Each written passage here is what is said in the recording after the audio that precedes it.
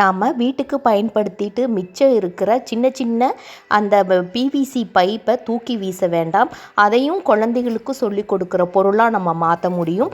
இந்த மாதிரி தான் இந்த வீடியோவில் பார்த்திங்கன்னா அந்த பைப்பை கட் பண்ணி குழந்தைகளுக்கு ஒருமை பன்மை ABCD number names rhyming words இதெல்லாமே நாங்கள் க்ரியேட் பண்ணியிருக்கோம்.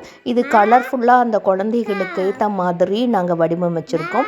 இதுவும் இந்த மாதிரியான வீடியோக்கள் இங்கே குழந்தைகளுக்கு யூஸ்ஃபுல்லாக இருக்கும். அதோட லிங்க்கு இதோட சேனலோட நேமு இது எல்லாம் டிஸ்கிரிப்ஷன் பாக்ஸில் கொடுத்துருக்கேன்.